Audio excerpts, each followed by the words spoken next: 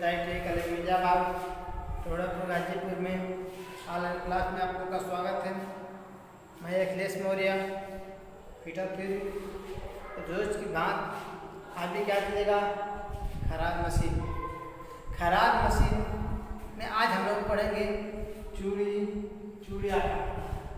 आप देखिए चूड़िया कैसे काटेंगे, कब काटेंगे, आवश्यकता के अनुसार कहाँ काटेंगे। ठीक है,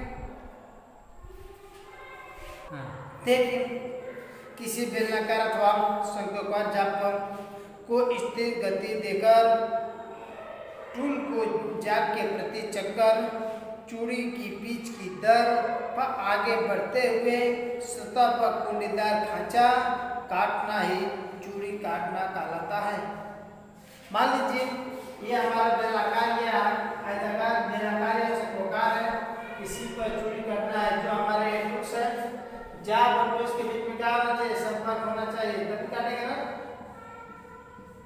चूड़ी काटते हैं कोई जाए किसी बेलनाकार अथवा शंक्वाकार जाप को स्थिर गुणक गति देकर, मतलब क्या करते हैं उसको बार बार क्या करते हैं, घुमाते हैं। गुणक गति देकर टूल को जाप के प्रति चक्कर, जो हमारे पास टूल्स है उसके जाप के प्रति चक्कर चूड़ी की पिच की दर आगे बढ़ते हुए, चूड़ी क्या है, जैसे जैसे हमारे चूड़ी काटने को उसी में आगे बढ़ते हुए जाएंगे, आगे बढ़ते हुए सतह का कुंडलीदार खांचा बनाता है। खांचा के जो हम लोग काटते हैं, जो गड्ढा बनता है उसी को क्या बोलते हैं, कुंडलीदार खांचा काटते ही चूड़ी कहलाता है। इसको क्या बोलते हैं, चूड़ी काटना। एक बार और सवाल लीजिए, किसी बेलनाकार या शंक्वाकार जाप को स्थिर गुणक गति देकर टूले जाप के प्रति चक्कर की सतह को पिच की दर को आगे बढ़ते हुए कुंडीदार खांचा काटना ही चूड़ी कहलाता है। ठीक है, अब देखिए चूड़ी काटने की विधि। इसके बाद क्या आता है, चूड़ी काटने की, ये देखिए एकल बिंदु कटिंग टूल से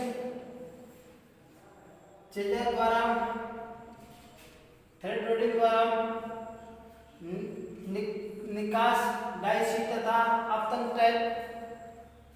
टेप एवं डाई का प्रयोग करके थ्रेड ग्राइंडिंग और थ्रेड कास्टिंग, ये 7 प्रकार विधियों से हम लोग क्या करते हैं, चूड़ी काटते हैं। अब देखिए थोड़ा इसमें भी सुन लीजिए कैसे क्या करेंगे। अब आप जैसे दिए एकल बिंदु कटिंग में खराद मशीन में चूड़ी को काटने के लिए लीड स्क्रू हाफ नट लगाकर कैरेज को चला जाएगा। जो हाफ जो नट है उसको कैरेज में लगाएंगे और आगे बढ़ते हुए क्या करेंगे, एकल बिंदु के द्वारा काटते हुए आगे बढ़ जाएंगे, जिसकी लीड स्क्रू घुमा दिशा में आकार से चूड़ी की दिशा को बतलाती है। वो जब दिशा में जाती है उसको बताती है कि चूड़ी की दिशा से किस दिशा वो काटे। ठीक है, अब देखिए चेजर द्वारा क्या है, चेजर एक प्रकार की मल्टी पॉइंट है। चेजर द्वारा यह एक प्रकार की मल्टी पॉइंट है जिसके द्वारा बाहरी वाय चूड़ी कटिंग की जा सकती है और मशीन चेजर द्वारा चूड़ियाँ बनाई जा सकती है। ठीक है, चेजर के द्वारा मुख्य रूप से इसे वाय कटिंग के द्वारा ही की जाती है। केवल बाहरी चूड़ी काटने के लिए चेजर द्वारा प्रयोग किया जाता है। अब देखिए उसके बाद आता है थ्रेड रोलिंग द्वारा। थ्रेड रोलिंग क्या है, इस विधि में चूड़ी काटने का कार्य कर्तन से न करके रोलिंग द्वारा किया जाता है। जो थ्रेड रोलिंग द्वारा है इसे कर्तन के द्वारा न काटकर हम लोग के रोलिंग के द्वारा इसे चूड़ी काट सकते हैं। जैसे प्लास्टिक हुआ, रोलिंग हुआ, और दूसरे शब्दों में इसको कह सकते हैं शीट फोर्जिंग भी कहा जाता है। इसे शीट फोर्जिंग क्या कहते हैं, शीट फोर्जिंग। इसका थ्रेड रोलिंग का दूसरा नाम शीट फोर्जिंग। ठीक है, ये याद रखना चाहिए। कभी कभी पूछ देता है कि शीट फोर्जिंग चूड़ी कैसे किसके द्वारा काटते हैं, इसका दूसरा नाम थ्रेड रोलिंग बताएंगे। अब आ जाते हैं निकासन डाई शीशापन। आंतरिक चूड़ी कर्तन के लिए आयतन टैप द्वारा टैप को फ्लेलिंग होल्डर में पकड़कर किया जाता है। यह बहुत उत्पादन और प्रयोग टेस्ट कैप्शन ऑटोमेटिक खराद मशीन के द्वारा किया जाता है। ये समझ लीजिए इसका जब कार्य करेंगे ऑटोमेटिक जो खराद मशीन होती है कि एक बार फिट कर दिए वो आगे की तरफ क्या होगी, बढ़ती हो जाएगी, ऑटोमेटिक कर देगी किसमें, निकासन डाई शीट तथा आपका टेप में। ठीक है, अब आता है टैग डाई का प्रयोग करके। टैग डाई क्या है? इस विधि द्वारा साधारण प्रकार के नट बोल्ट की चूड़ी बनाई जाती है। सीधे समझ लीजिए कि जो साधारण प्रकार के हमारे पास नट और बोल्ट में जो चूड़ी काटी जाती है वो टैप और डाई का ही प्रयोग किया जाता है। टैप और डाई तो आप लोग गाँव में भी देखेंगे, जो ये समझ लीजिए कि जो पतला छड़ में जो बोरिंग करने वाले जो मिस्त्री उनके पास होती है टैप और डाई, उससे उसको करते हैं। ठीक है, डाई साधारण प्रकार की चूड़ी काटने के लिए छोटे छोटे नट बोल्ट और साधारण प्रकार की चूड़ी काटने के लिए टैप और डाई का प्रयोग किया जाता है।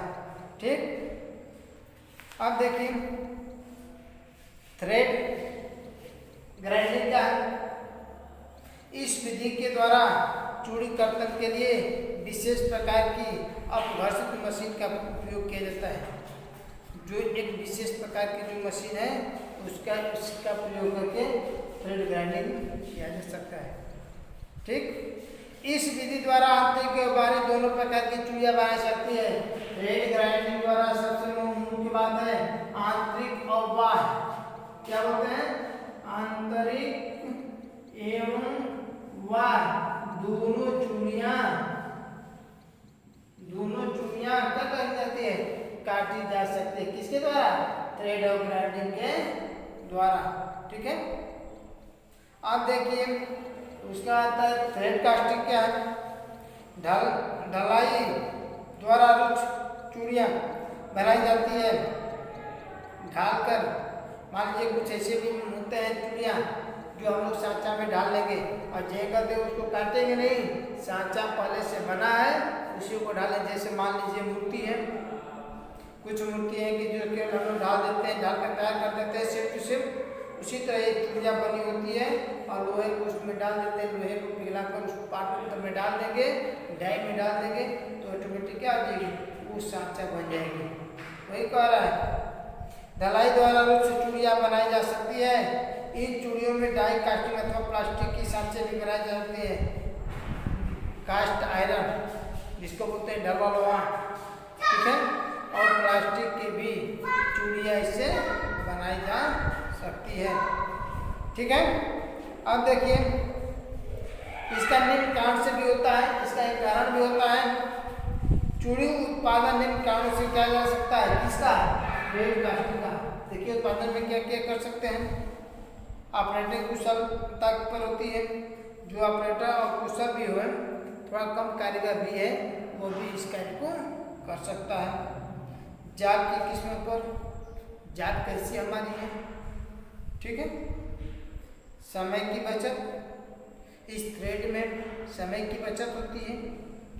जाग की संख्या पर, जब ढलाई करेंगे उसमें जाग की संख्या में क्या सकते हैं, बढ़ सकता है, बहुत ज़्यादा बढ़ सकता है।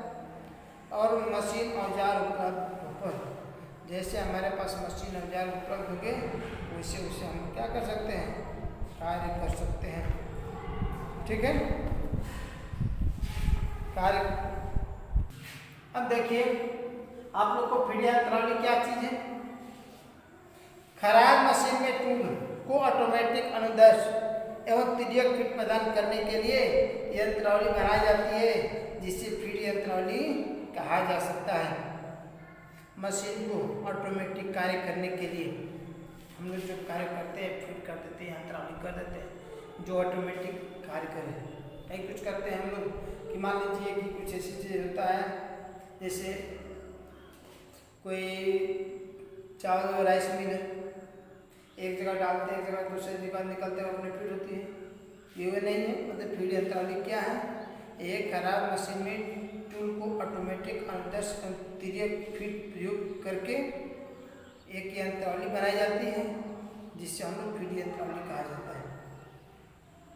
मतलब एक ही कार्य में पूरा, मतलब कि अगर माल जहाँ डाले कच्चा माल वहाँ से जब वो डाले ऑटोमेटिक यहाँ से वहाँ, वहाँ से वहाँ, वहाँ से वहाँ, क्या हो गया एकदम लास्ट में क्या हो तैयार माल निकले, एक फीड बनाई जाती है यंत्रावली। ठीक है, अब देखिए इससे कुछ उपयोग भी होता है, कुछ क्या है, यंत्रावली से मुख्य लाभ भी है, जैसे समय की बचत होती है,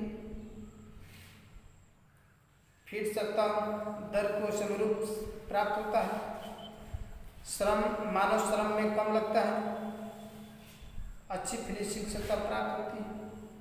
समझ में आ रहा है? जब कोई चीज, कोई मशीन एक बार में डालने के बाद यहाँ से जब पूरा टोटल माल ओके होके निकलेगा तो क्या होगी, फिर समय की बचत होगी। क्योंकि जब एक माल जहाँ से निकला, मान लीजिए अगर कोई थ्रेड काट रहे हैं या कोई माल तैयार कर रहे हैं, कहीं कच्चा माल बनाया, कच्चे माल से उसको गलाया, दूसरी जगह उसको लोहा बनाया, फिर उसके बाद मार्केट में उसको चिपटा किया, उसके बाद क्या माल कई प्रक्रिया कई दिन लगा। और मान लीजिए जहाँ पर हम लोग लोहे को माल गला रहे हैं, वहाँ से ऑटोमेटिक वो दूसरे में जाकर वो ठंडा हो जाए, छड़ बना दे, फिर अपना अलग साइज से अलग अलग कर दे। मैं कि एक ही बार में जब मशीन चला है, जब वो इस कोने से मान लीजिए यहाँ से ये चला और इस कोने से यहाँ पे आया, इस कोने से यहाँ गया, यहाँ पर क्या होगा आपके यहाँ हमारा माल तैयार हो गया, तो ऑटोमेटिक हो गया। ठीक है, इसमें क्या होती है समय की बचत, क्योंकि एक ही बार में यहाँ से गया, यहाँ से गया, हमको ले जाने की कोई आवश्यकता नहीं पड़ी, श्रमिक की कोई आवश्यकता नहीं है, एक ही यही मशीन जो अपने ऑटोमेटिक यहाँ से यहाँ तक कर देते हैं। समझ रहे हैं? अब देखिए श्रम, मानव श्रम कम, अगर इसमें मजदूर की श्रम क्या होती है, कम लगती है, क्योंकि हम लोग की जो कच्चा माल यहाँ है हम लोग यही डाला है, और यहाँ डालना और यहाँ निकलना है पूरी माल तैयार करके। इसमें मानव श्रम कम होता है, या मान के चलिए कि इसमें अगर मजदूर भी कम लगते हैं, चाहेंगे तो 2 मजदूर से पूरा यह कार्य करा सकते हैं, नहीं तो यहाँ से काम यहाँ किए, इसके बाद यहाँ करिए, यहाँ से अलग मजदूर चाहिए, यहाँ के लिए 2 अलग मजदूर चाहिए यहाँ के लिए, तब हमारा फाइनल होगा। लेकिन यहाँ पर सभी क्या रहे, ऑटोमेटिक मशीन के ही द्वारा कार्य कर दे रहे हैं। अच्छी फिनिशिंग, जब एक बार ऐसे कार्य करते हैं, सेट कर देते हैं, तो जो माल एक साइज का निकल रहा है वो फिनिशिंग भी अच्छी होगी, उसमें गलत भी कम होगा, टूटी भी नहीं होगी। ठीक है, अब देखिए इसमें कई से अवयव होते हैं, स्पंडल हो गया, टमर गियर यूनिट हो गया, स्थिर स्टार्टर गियर हो गया, चेंज गियर यूनिट हो गया, क्विक चेंज गियर बॉक्स हो गया, लीड स्क्रू, फिट शाफ्ट एवं यंत्र प्रणाली, ये तमाम प्रकार के होते हैं। देखिए क्या है,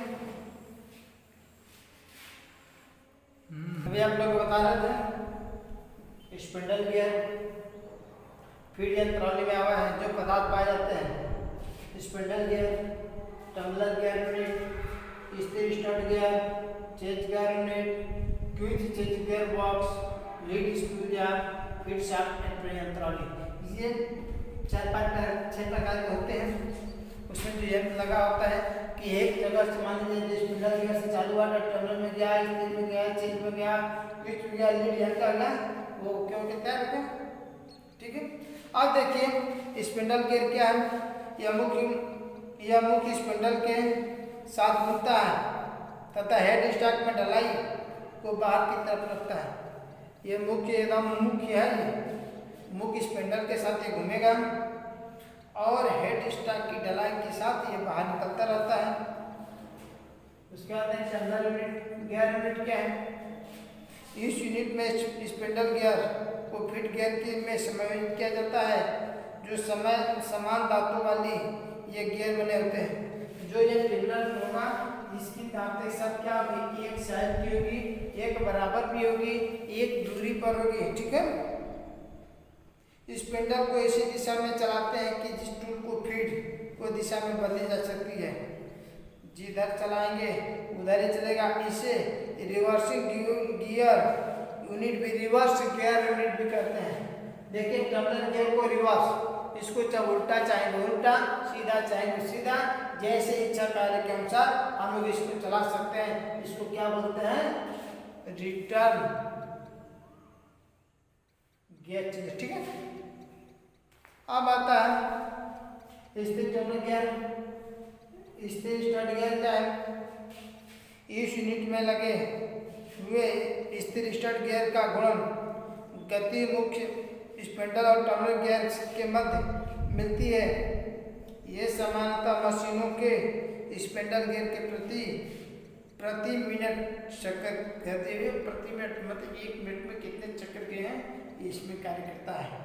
देखिए चेंज गियर यूनिट में स्थिर गियर अपने सामान को चेंज गियर यूनिट के द्वारा स्विच गियर चेक बॉक्स में संचालित करता है। ठीक है, चेंज गियर यूनिट में चलित अनुसार गियर से अतिरिक्त यूनिट के रूप में फिट किया जाता है। इसका उपयोग चेंज गियर द्वारा चेंज के मतलब कि समय समय पर स्थिर होता है। जब चेंज करने होते हैं 1 number gear, 2 number gear, 3 number gear, इसको हम क्या कर सकते हैं? चेंज कर सकते हैं। आवश्यकता के अनुसार जैसे जैसे कार्य होगा वैसे वैसे हम चेंज कर सकते हैं। क्विक चेंज गियर क्या है? इसके ढलाई बॉक्स की तरफ लगी एक गियर में विभिन्न गियर लगे होते हैं। इसमें ढलाई बॉक्स होते हैं क्विच में, ठीक, चेंज में क्विच वाला में ये जिसमें ढलाई बॉक्स लगे होते हैं, इसमें तमाम प्रकार के गियर लगे होते हैं। आवश्यकता के अनुसार चेंज गियर के द्वारा हम क्या कर सकते हैं? चेंज कर सकते हैं। फीड शाफ्ट क्विच चेंज गियर के बॉक्स में एम्प्रन यंत्रावली के मध्य एक फीड बॉक्स को ड्राइव प्राप्त होती है, जो फीड बॉक्स के गुण गति को टूट को रेखीय गति के रूप में परिवर्तन किया जाता है। हमारी आवश्यकता के अनुसार हमारे को तेज करना हो या सीधे जाना हो या टेढ़ा मेढ़ा, इसको रेखीय गति, ये कह रहे हैं रेखीय गति में सीधे इसको रूप में दिया जाता है। कल आपको कुछ इसका न्यूमेरिकल कराएंगे। इसी के साथ थैंक यू, धन्यवाद।